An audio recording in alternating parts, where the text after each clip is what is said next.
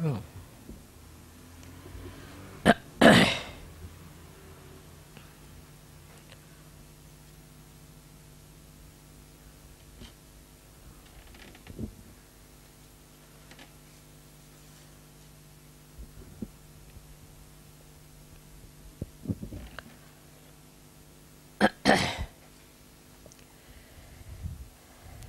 It is such a joy to see so many Sahajogis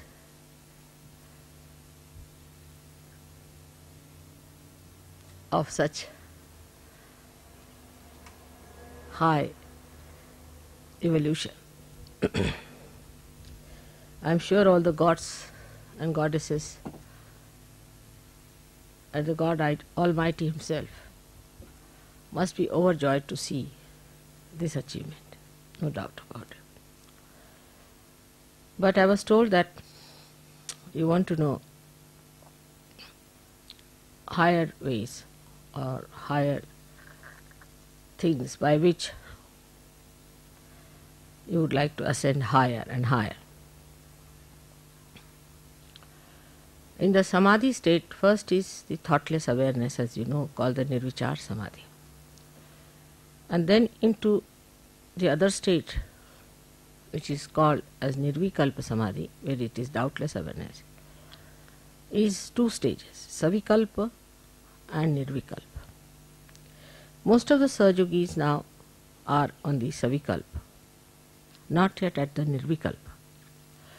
And to rise up to the Nirvikalpa,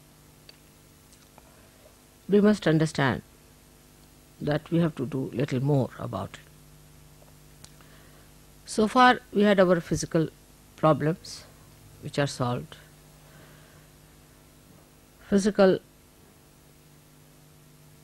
needs, comforts cannot dominate us anymore. We can live in any conditions like Brahmapuri. We enjoy all that. That shows that we have now risen above the conditions that are laid down by the material life or the matter. That's a good state where we have reached, which is also very difficult for people. Normally people are extremely fussy. They are worried about worldly things, worldly possessions, worldly material problems. So many of them would come and tell me, I haven't got this job, I haven't got that job, this is to be done, that is to be done. Then the second subtler attachment is to our emotional side, like my mother, like my brother, my sister, my wife, my children.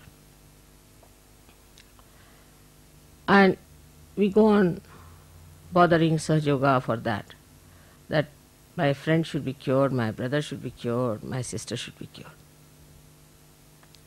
That's a very subtle thing. We do not understand that in the realm of God, those who enter can only be benefited, not those who do not enter into that. For example, if you have a relation living in India, you cannot send him the benefits of an Australian citizen. So first of all we must know that they have to be the citizen of God's realm. So unless and until we give them realization, take them to that level, they are not entitled. So we should not have any obstinacy about it. No obstinacy. Many of you have overcome that part, that you are not attached to a particular type of a relationship who are not in Sahaja. Many of you have got out of it. But then how to overcome higher attachments? Like there are attachments that I should write a book on Sahaja, or I should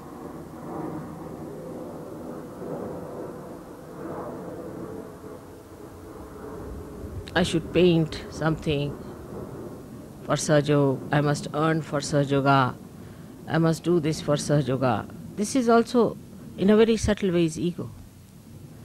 That I should be the leader of Sahaja.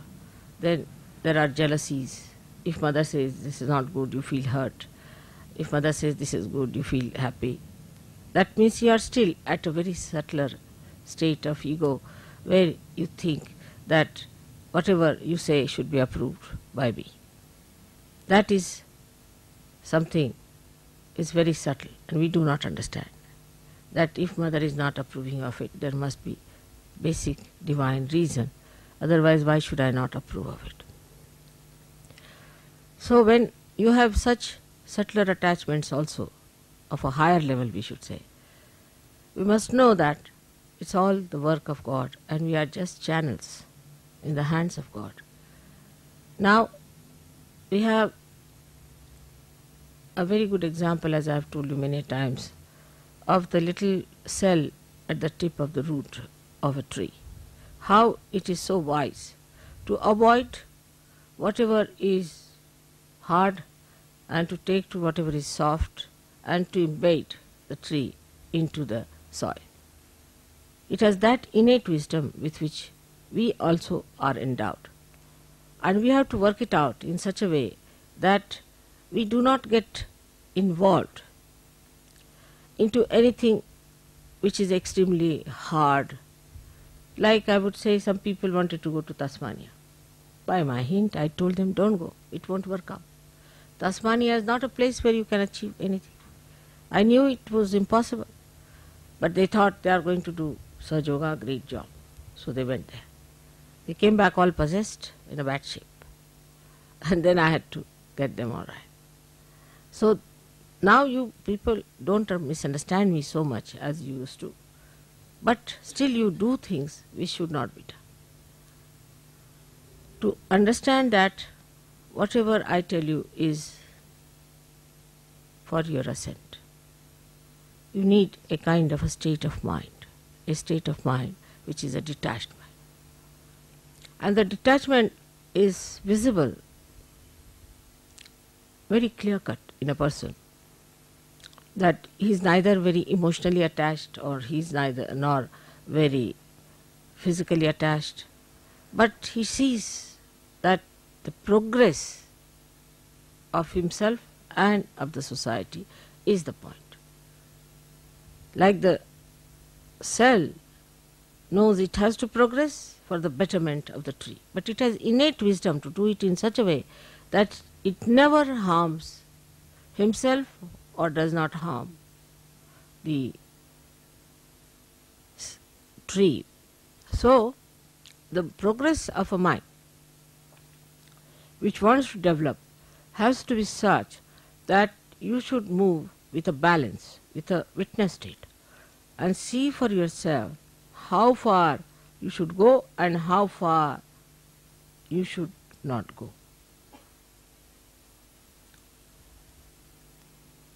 Going to extremes is not Sahaja Yoga style.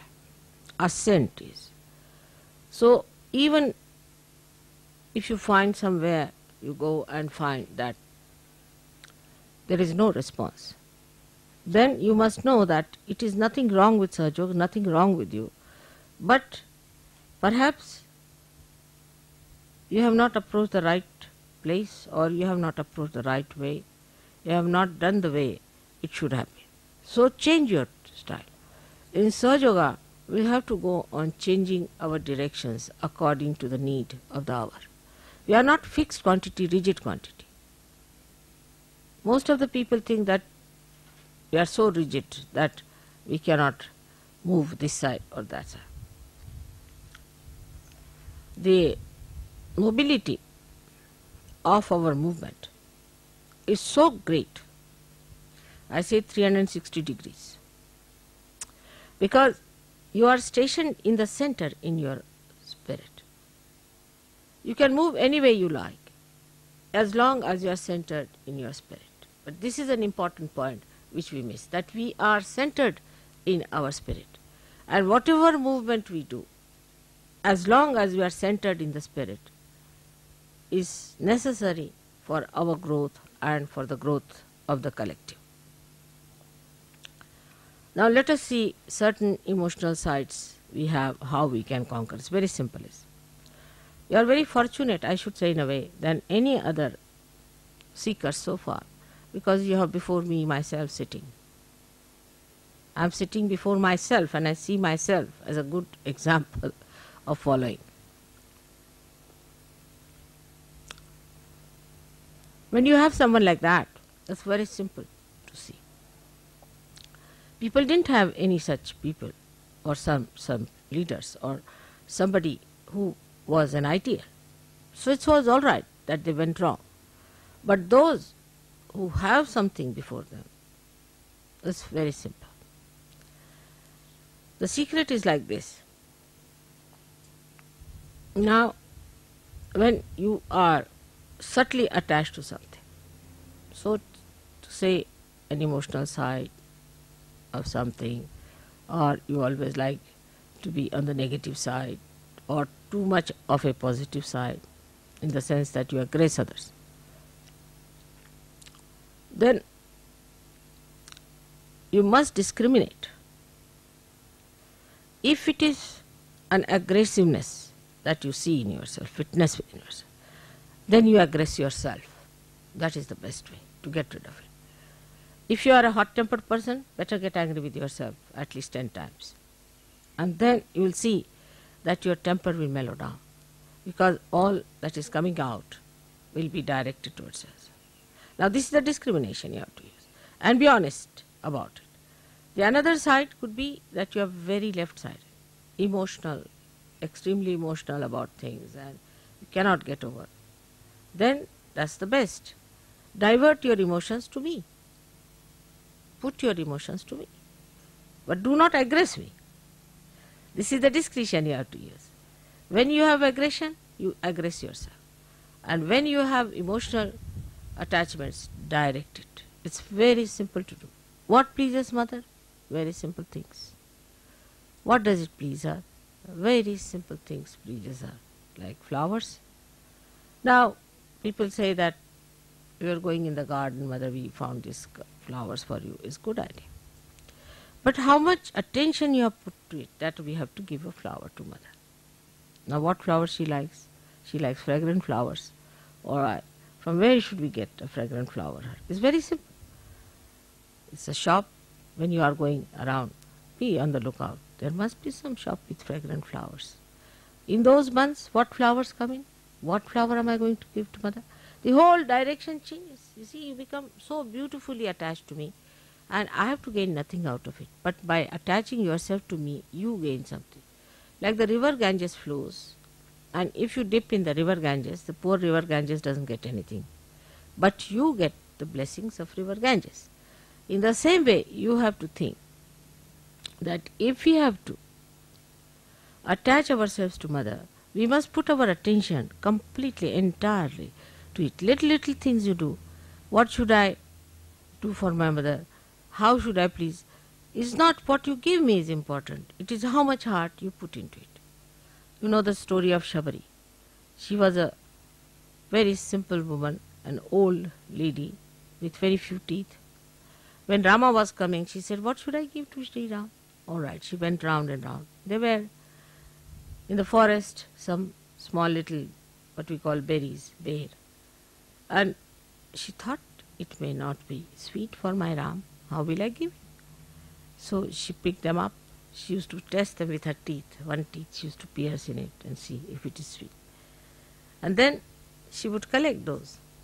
And those who were bad she threw away. When Sri Ram came, she said, Sri Ram, I couldn't get anything but this for you. Will you have it? Now, Sri Rama, being an incarnation, knew the depth of the love of this lady. He took it up in his hand. He knew that this is given by great love of a great heart. So, she says, this I have tested each one of them. Don't have any doubts. I have tested in every one of them. They are all very sweet. You can have them. So, he puts it in the mouth, tells his wife, I have never eaten such beautiful fruits, such great fruits before. I mean, it's such a simple fruit to see.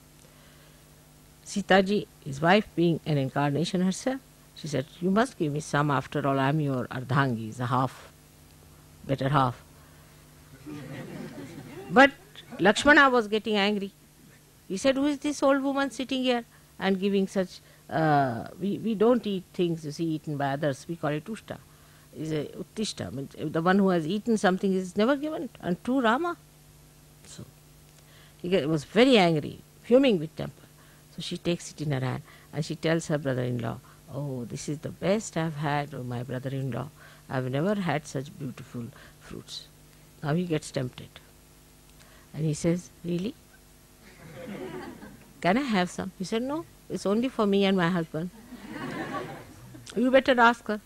So he asks Sabri, can you give me some, please? The whole temper fizzles out. And then he sees the beauty of that fruit because it is done with love. So this is what it is. Love which you have should be expanded.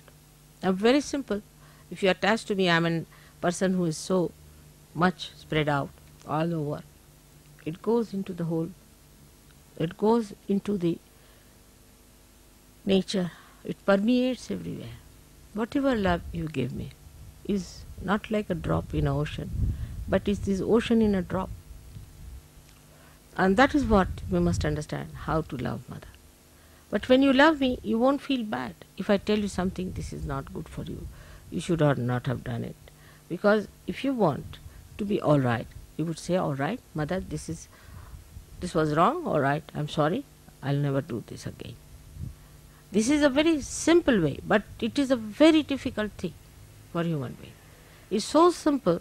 I asked Warren that are they prepared to take up what I say. Then you will be surprised when we are in love with someone. We don't mind how we cross the roads, how we go there, how we have to cross floods, this, that. That force of love takes it there. In the same way, the force of love for water, for the whole tree, takes that little root. That innate wisdom is nothing but the love he has for the whole tree, that he goes to the water, sucks it in for that great. It's not that it is important for the tree. If there is no one tree, one root doesn't matter. But it is the wholesomeness of existence that one feels when you become one with the whole. And this wholesomeness is to be felt. And that's the greatest enjoyment. The wholesomeness is to be felt within yourself, is the greatest enjoyment. And that is how we progress higher and higher. So the Savikalpa is this, that we are still busy with our relationships. We notice that Mother has married us, given us good husbands, good wives. We are very happily married. And we are enjoying our married life.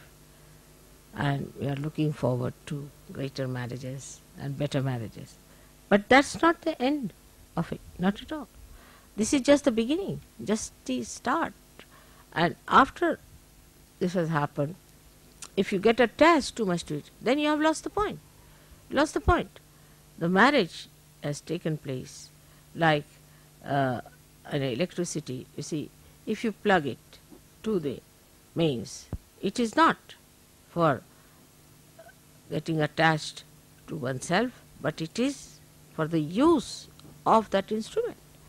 So the marriage is an instrument which is to be used, which is to be completely understood for the purpose of enlightening others. So first thing is that Sahaja Yoga is our aim, is our dharma, is our being. That is the main thing. All the rest of the things come later. Supposing then you find your wife or your husband are getting materialistic, better to depart. Tell them, no, we cannot. See, for me this is important. Marriage was just a means to an end. But the end is different. So we can give up this means, we'll have another means. And this is to be understood in its true color. If your marriage doesn't give you progress in your spiritual life, better to give it up.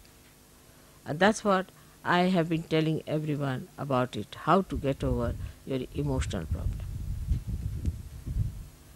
Some people have aggressiveness in them. Now, when they are aggressive, then what happens? That some people, I told you you'll get breeze, you're getting the breeze all right. and look at the shade.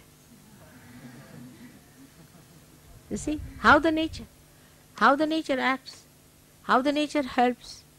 Just look at the nature, how subservient it is. It enjoys that way. You must have heard about what happened in Perth, what happened everywhere. See, the nature is so subservient. Why? What is the need? Because it gets the blessings. It gets the beauty of wholesomeness, of doing something for the whole. This is the wholesomeness. The wholesomeness of the whole job is to be understood.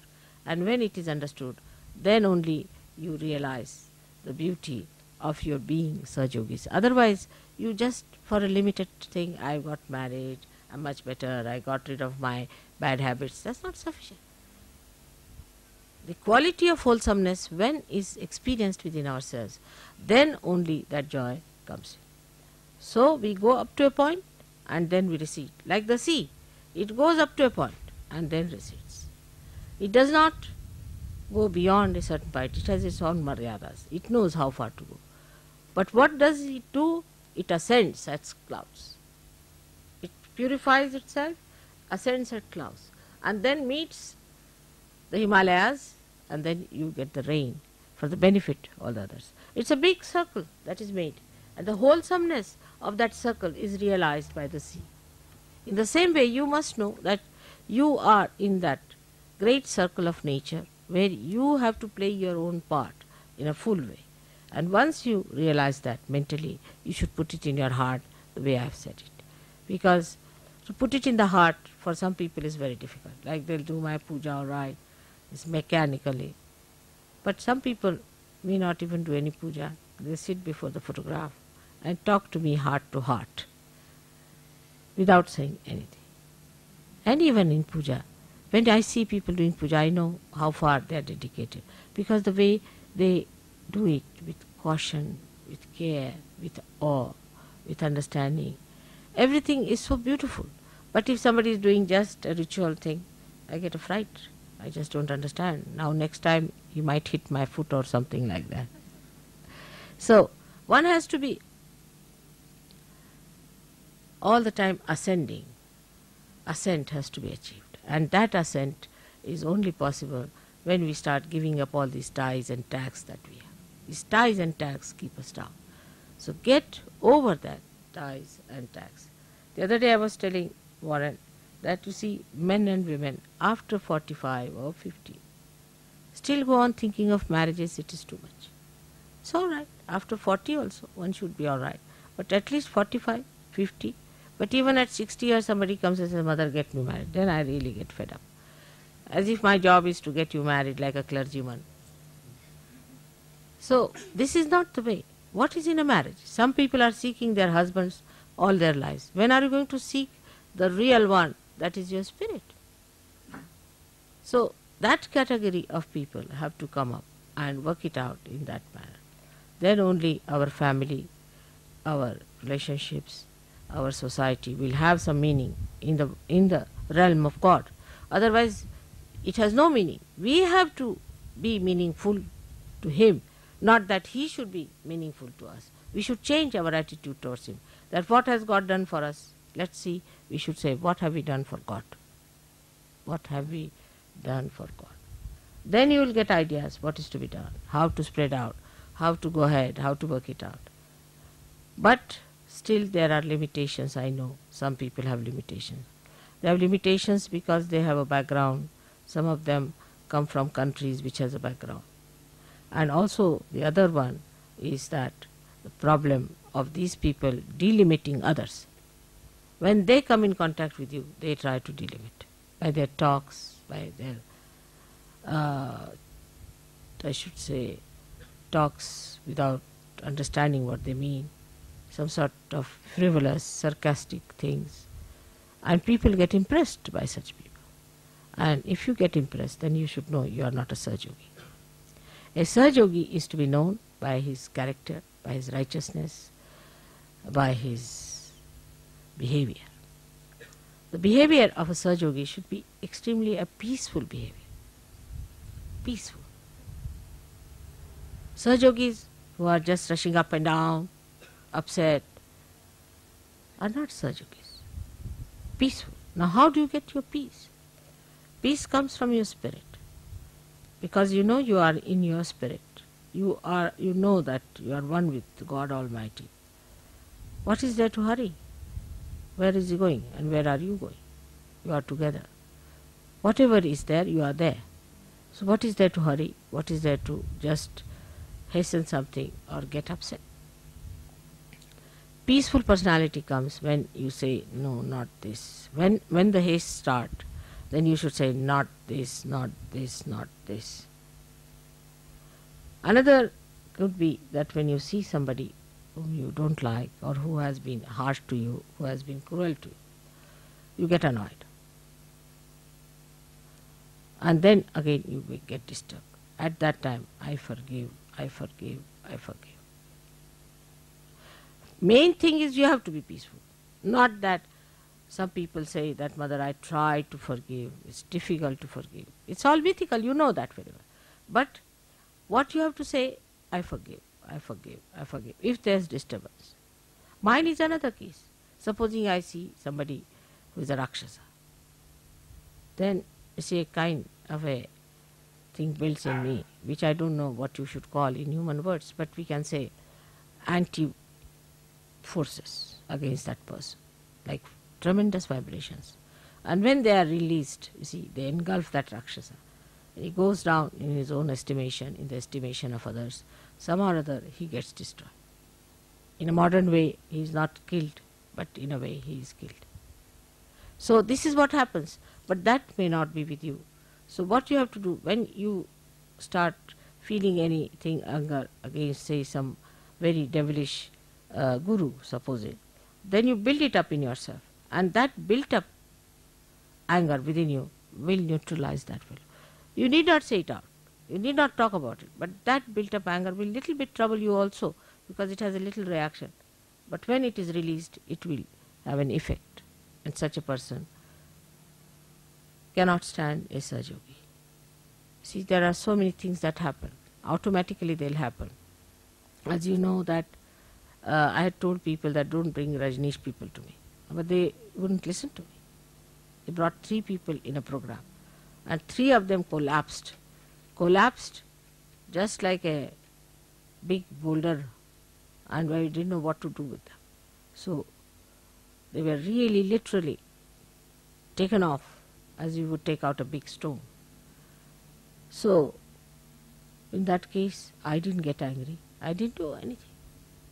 But as soon as they came, the built up force within me just froze them completely. I didn't do anything. On the contrary, it was disturbing our program, but the built up force would not wait, it just froze them. So this is what is the other side of it, that even if you hate any guru, you don't like him because he has been so unkind, build up that force. For that you need strength, because it's painful little bit. Build up that strength within you to hold that sword in your hand. Then you get the sword and then you cut him off without doing anything. It's just cut off. So going to that limit where we find that some people are so sinful, so horrid, so devilish, that they should be punished, no doubt. But for that you don't punish. Let the divine do it. But your force built within yourself can do it. You should try all these things within yourself and see it works out. Now for meditating, many people think that 4 o'clock get up, do this, that, and it's very difficult in the beginning. There's no need for you to get up 4 o'clock otherwise, but in the beginning it is necessary. Because why say get up 4 o'clock?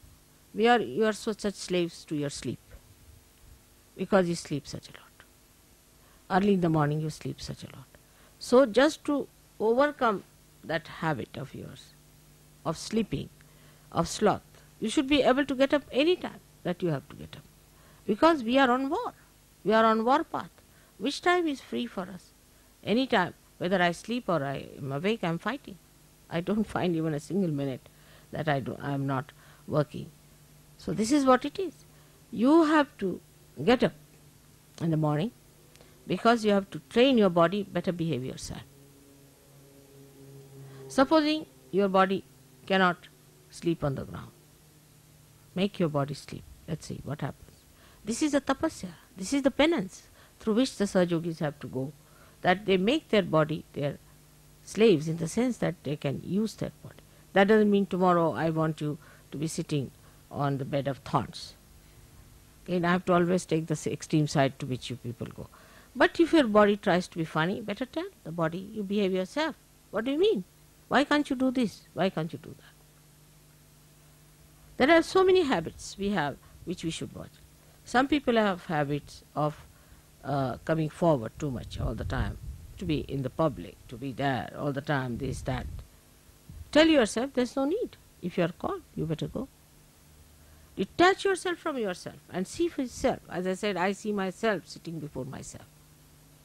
In the same way you see yourself sitting before you and you tell yourself very clearly, now this is not the way it is to be done.